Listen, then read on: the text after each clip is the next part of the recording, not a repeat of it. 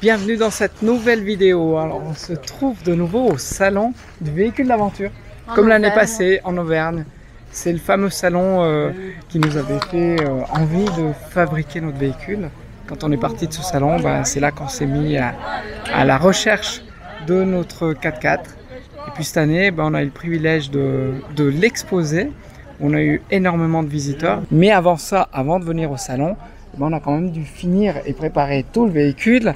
Et là, ça n'a pas été une mince affaire parce que le temps commençait à venir court. Et on monte ça tout de suite.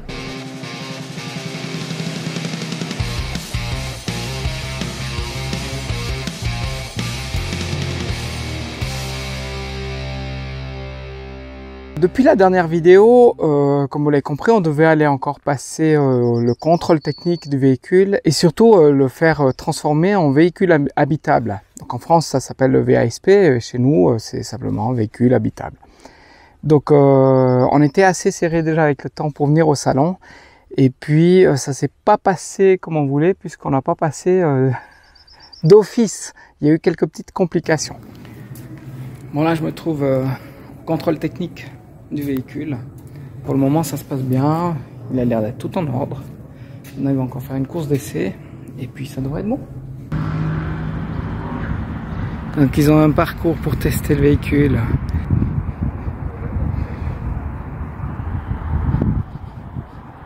Bon, un petit souci, il y avait deux petites choses donc ça n'a pas passé, ils sont sévères surtout. La première des choses, notre terrasse. La terrasse n'est pas marquée latéralement. Et puis côté plan de cuisson, on a commandé notre four mais on l'a pas reçu.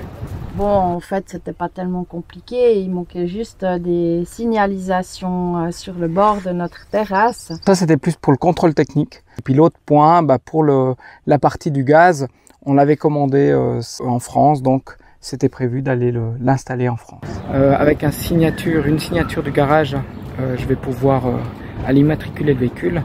Donc maintenant je vais me rendre avec le camion au garage et je vais aller voir si je peux faire ça aujourd'hui. J'ai les documents, donc le véhicule est officiellement maintenant immatriculé en véhicule d'habitation. Enfin c'est pas tout à fait bon parce que maintenant moi j'ai mes plaques de l'ancien véhicule que j'avais posé. Je vous avais expliqué dans une vidéo que les plaques en Suisse nous appartiennent mais on n'a pas le droit de les garder. Donc on doit les amener dans un bureau de poste. Et là, je les ai posés à la poste. Donc maintenant, je vais aller à la poste, chercher les plaques. Et je vais enfin pouvoir retourner au garage et rouler avec le véhicule. Voilà, j'ai mes plaques. Je vais vite retourner au garage avec tout ça. Mais je vais pouvoir rouler dans quelques minutes avec le camion. Et puis, on avait beaucoup travaillé sur l'intérieur de notre aménagement. Mais on ne s'était pas trop occupé de l'esthétique extérieure. Donc on n'avait plus trop le temps de faire de la peinture, on a décidé de faire simplement déjà un polish.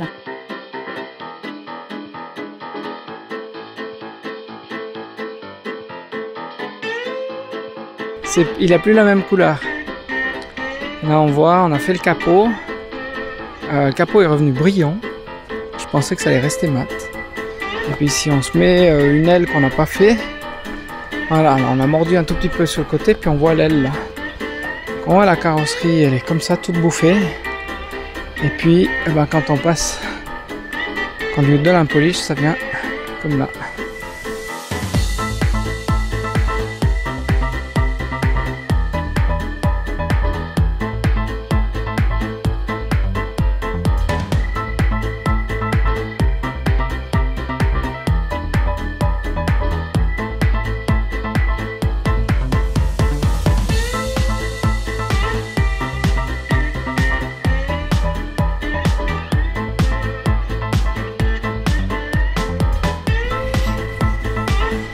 Bon, après, on n'est pas obligé de se voir dedans non plus. On arrive presque à se voir dedans, c'est parfait.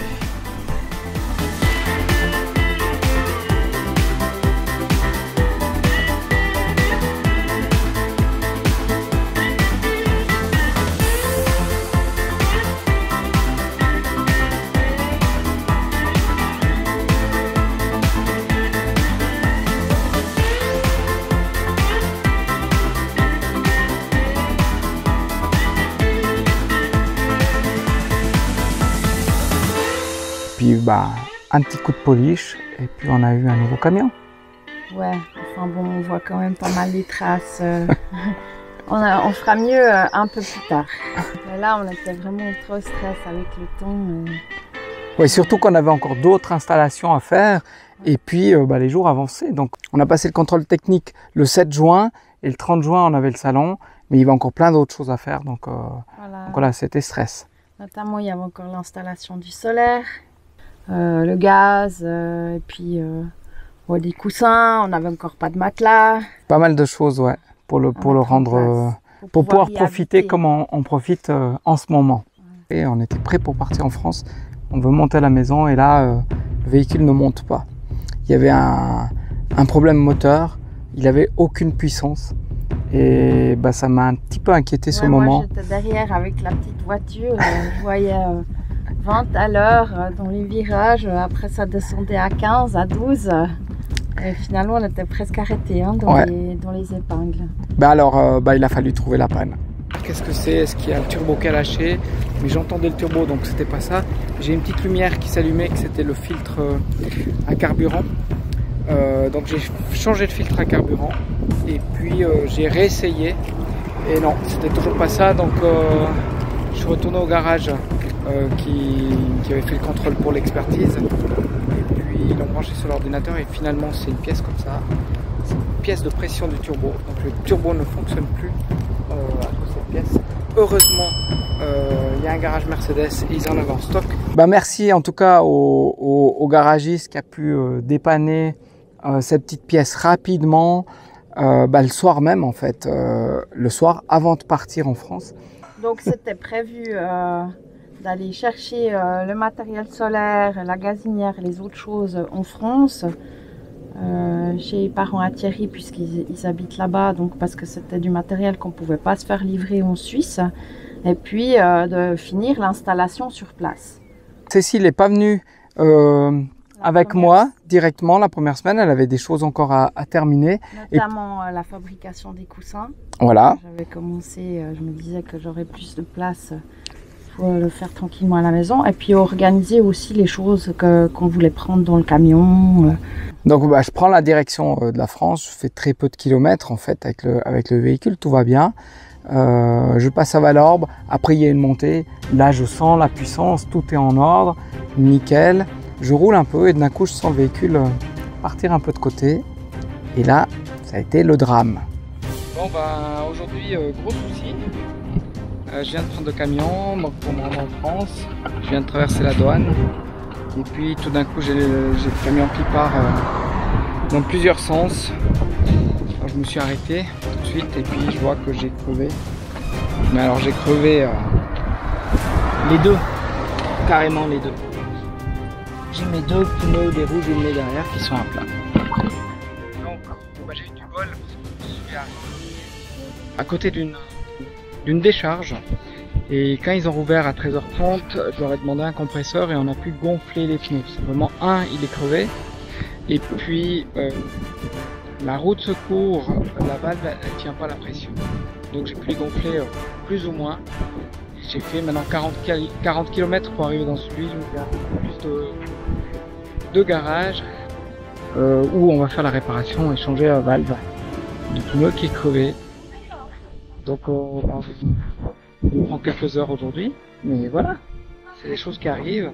Bon, au final, ça s'est quand même relativement bien passé, malgré les circonstances, week-end,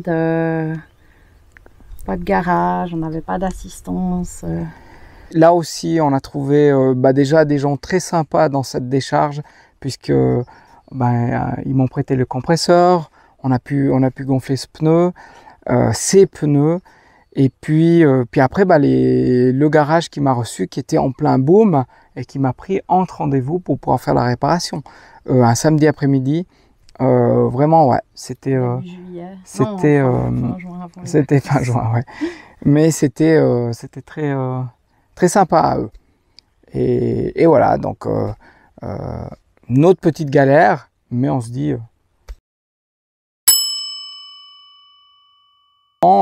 j'avais pas encore reçu les mousses, donc j'ai pris un matelas qu'ils m'ont prêté Et je veux faire ma première nuit dans le véhicule.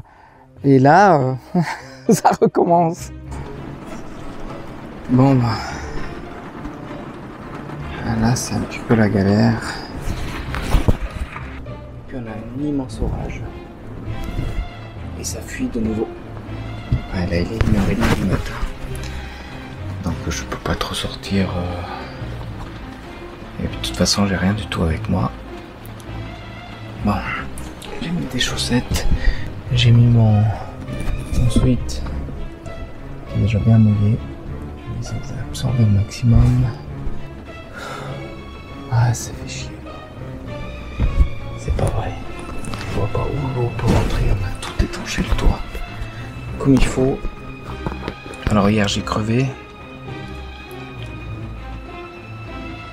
Aujourd'hui ça. Bon. Demain c'est un autre jour.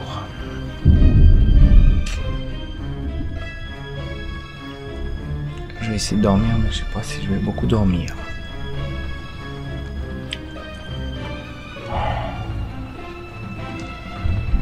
Bon, on verra demain. Bon, ce matin, on va faire mission réparation.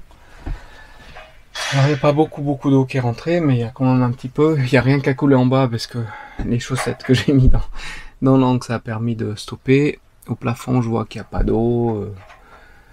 Au sol, il n'y a pas d'eau. C'est juste là-bas dans ces câbles. Donc maintenant, je vais monter sur le toit, aller voir où ça pourrait rentrer. Mais je sais toujours pas. Avec la réparation qu'on a fait il y a quelques semaines, je comprends pas. Bon, il faut se dire qu'il a plu vraiment très fort. C'était un gros orage. Et puis, juste des petits trous de vis comme ça, ça peut permettre, s'il y a de l'eau qui reste là parce qu'il pleut très fort.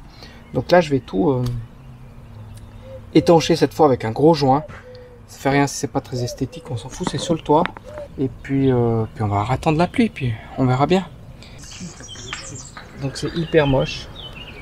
J'ai fait comme ça. Mais le but c'est que ça soit hyper étanche. Bon la fuite, c'est une erreur de ne pas avoir fait ces vis. Parce qu'on voyait qu'il y avait le joint qui était un peu bouffé. Puis je me suis dit ça va pas rentrer. Quand on avait fait la réparation, si vous n'avez pas vu la vidéo, il y a quelques vidéos en arrière, on avait dû réparer notre toit. Puisque il y avait de l'eau qui rentrait. Alors un peu plus que là. Mais c'était encore un peu gênant. Voilà, mais là, depuis, on a eu des orages très violents. Il n'y a rien qui rentre. Donc, je pense cette fois, tout est complet. On avait parlé dans une vidéo que j'avais pas trop envie de faire ces joints silicone et que j'allais peut-être attendre que mon papa le fasse parce que, voilà, c'est un pro là-dedans. Donc, il est en train de refaire les joints que j'ai essayé de faire. Oui, j'ai vu pire. Il a vu pire, mais il y a mieux. Donc, il fait mieux. Alors voilà, il refait les joints et puis surtout les baguettes d'angle. Ça, j'avais hésité de les faire, j'aurais pas dû les faire. J'ai perdu un peu de temps et puis de toute façon il doit refaire. Donc voilà. Bon, pendant ce temps-là, moi je suis dans le tableau électrique où je vais installer ma boîte à fusibles, mes câbles et tout ça. Alors on va faire une vidéo spécifique sur toute l'installation solaire dans une prochaine vidéo. Là on est en train de le tester, on l'a bien réglé, on est assez content de ce qu'on a eu. On a eu aussi un très bon prix. Si vous n'êtes pas abonné à la chaîne et que vous êtes intéressé à ces petites astuces, n'hésitez pas de vous abonner à la chaîne. Et puis ça viendra dans une prochaine vidéo. Cécile entre-temps m'a rejoint. Et puis là... Bon, dans le camion, il n'y avait pas vraiment de place. Moi, je suis venue avec des affaires, je voulais ranger, mais les armoires n'étaient pas terminées. Il nous manquait des tablards et tout ça. Et en plus, voilà, il n'y avait pas tellement de place pour être à trois là-dedans. Il y avait les coffres ouverts pour l'installation électrique et tout. C'était le gros chantier. Le gros chantier. Donc, moi, je me suis installée sur la terrasse. Qu'est-ce que tu nous fais alors? Je fais les réajustements. Parce que maintenant on a reçu les mousses, donc bon évidemment ça aurait été plus simple de faire les housses avec les mousses, mais comme on les avait pas, donc j'avais fait les housses avant, j'avais calculé un petit peu plus de marge chaque côté et puis là il faut un petit peu les rétrécir. Surtout qu'on a commandé des mousses de 10 cm qui font 9, voilà exactement, ils sont censés être 10 cm puis ils font 9,7. Donc ça fait déjà un petit décalage et puis moi j'avais compté un peu de marge, donc je suis en train de reprendre un peu les coutures à certains endroits pour bien les ajuster. Enfin, j'espère qu'on arrive à encore les rentrer parce que hein, tu avais dit que c'était assez compliqué pour les mettre dedans.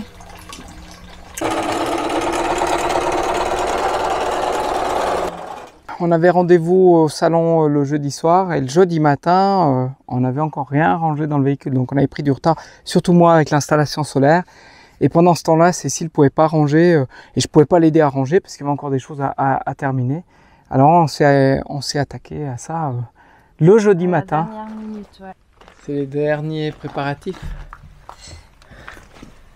Ouais, on commence à ranger un petit peu les choses. Parce qu'on n'a encore rien dans les armoires. Les armoires sont pas tout à fait prêtes, donc... Ouais, il nous reste quelques étagères à faire. La place qu'on a. Ouais. On verra. Donc on n'avait non plus rien eu le temps de préparer comme panneau explicatif pour nous présenter qu'on voulait voilà, poser devant le camion ou faire des affiches. On avait aussi des conférences à préparer puisqu'on donnait donc en principe une conférence pendant le salon. Mais voilà, on n'était vraiment pas du tout prêts. Donc on est arrivé au salon du véhicule de l'aventure, au Martre d'Artière en Auvergne. Donc on en est là à faire les derniers préparatifs pour nous présenter notre véhicule puisqu'on a été invité en tant qu'exposant dans l'espace voyageur. Le salon ouvre dans 20 minutes et on est en train de faire les plastifications de notre présentation. Ouais. Comme ça les gens peuvent lire dehors. Comme ils annoncent un peu de pluie, on s'est dit que ça serait bien de les plastifier, puis les gens qui les prennent à la main, c'est bien. Voilà, il est 9 h, le salon vient de s'ouvrir. Il y a déjà des personnes qui tournent autour de notre camion. Et voilà, c'est parti quoi.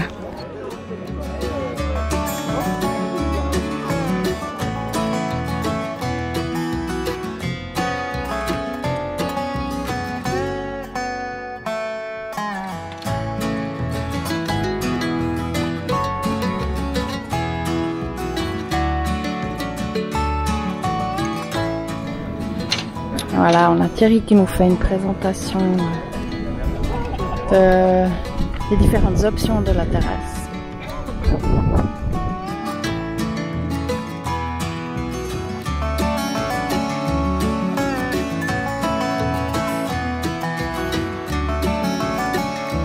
Là, franchement, nos amis, les reporters mobiles, après leur conférence, on voit que leurs camions, ils ont du succès, il y a du monde. Hein.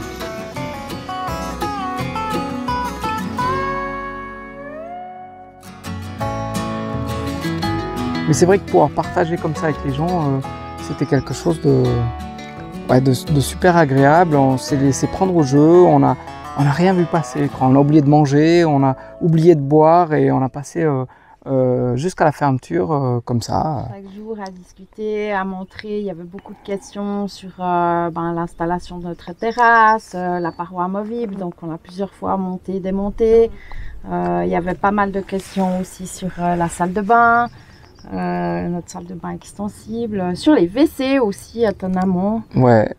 D'ailleurs, on fera certainement une vidéo quand on aura bien testé ce WC. Si vous êtes en train de regarder la vidéo et que vous êtes venu nous voir sur le salon, on vous remercie. On s'excuse un peu de ne pas avoir pris le temps qu'on aurait voulu avec tout le monde, puisque on était sollicité après par d'autres personnes. On avait du mal à s'éloigner du camion parce que dès qu'on se disait bon, on va faire un petit tour pour visiter, aller à la rencontre des autres voyageurs ou de nos d'autres amis qui étaient sur le parc visiteur, on pouvait pas en fait. Il y avait sans arrêt du monde qui venait et puis comme on était quand même là pour présenter le camion, on voulait pas tout fermer et puis s'en aller. Et puis s'en aller, ouais.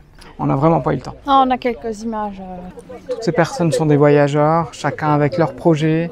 Voilà, si vous venez dans un salon comme ça, vous pouvez découvrir les voyages de personnes qui ont déjà fait des voyages et qui ont vraiment des expériences à apporter. Et puis il y a d'autres personnes qui prévoient de faire leur voyage, où ils ont fait tout le tracé qu'ils vont faire. Ils vont partir sur une année, sur 2 ans, d'autres encore plus, avec des véhicules totalement différents, puisque on a nos voisins directs qui expérience minimaliste qui vont partir avec un véhicule comme ça, une tente de toit, et ils vont faire ça sur 2 ans. Donc bah, c'est top. Et puis derrière nous, les autres voisins, ils ont un véhicule comme ça, donc c'est plus du tout. Ils sont en famille aussi, donc ils ont besoin d'un peu plus de place.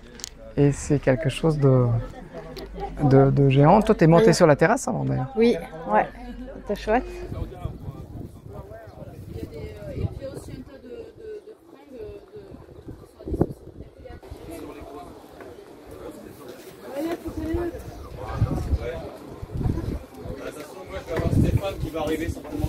Ouais.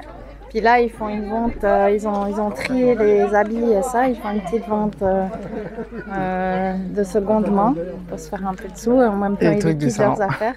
Ils n'avaient pas assez de place dans le camion. Voilà, c'est ça. C'est encore en train de le terminer, donc ils n'ont pas tout à fait terminé. Hein, beaucoup étaient encore en train de le terminer. Eux là, je sais pas comment ça s'appelle. Enfin, Cécile a un peu plus visité, moi j'ai moins visité les camions. Juste les voisins proches quoi. Voilà, donc des grands camions comme ça. Nos voisins proches ici, qu'on n'a pas eu le temps de faire connaissance. Ouais, on a été pas mal pris d'assaut quand même, donc c'était un peu compliqué. Dès qu'on voulait s'échapper, il y avait quelqu'un qui arrivait. Ah, j'aimerais voir votre salle de bain, ah, j'aimerais voir votre toilette. Ah, mais comment vous allez faire votre lit? Ah, c'est quoi donc, comme système? On a monté le lit, on a baissé le lit, on a démonté la paroi, on a refait la paroi et tout.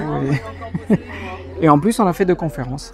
Donc, quand on est invité dans un salon comme ça, il faut aussi faire une conférence. Et on a eu hier une conférence et aujourd'hui une conférence. Et après la conférence, forcément, ceux qui ont assisté, qui n'ont pas vu encore le camion, ils veulent voir en vrai. Donc, ils viennent. Et après, et finalement, les journées sont passées comme ça. On est arrivé à 7-8 heures le soir en se disant ouf, même pas arrêté. Ouais.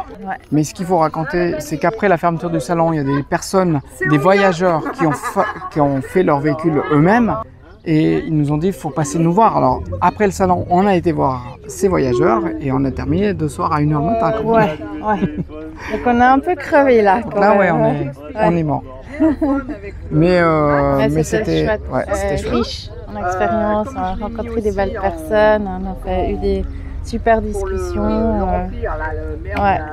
Bon, puis si vous n'avez pas vu la vidéo de l'année passée quand on était venu au salon, eh ben, je mets le lien ici, ça vous permettra de voir l'ambiance du salon en tant que visiteur. Alors, on n'a pas eu le temps de faire de film sur ce salon.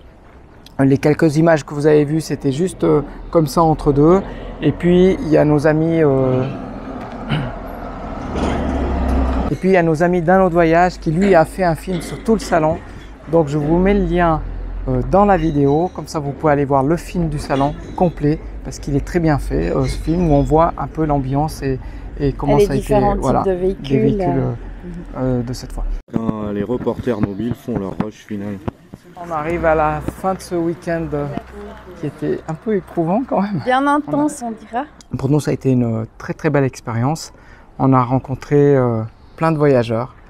On a pu avoir des retours sur notre aménagement, sur le camion. Des conseils, on a pu voir d'autres idées aussi dans d'autres camions. Voilà, encore des amis qui sont là. On va faire les au revoir ici à l'extérieur du parc. Allez, bye bye. Bye. Ciao. Et puis là, on va aller tester le camion. On est en Auvergne. C'est la fin de cette vidéo et la fin d'un long week-end pour nous. On vous dit à bientôt pour de nouvelles aventures. Non mais... oh, c'est ça? Ouais, on va dire comme ça. Et on vous dit à bientôt pour de nouvelles aventures.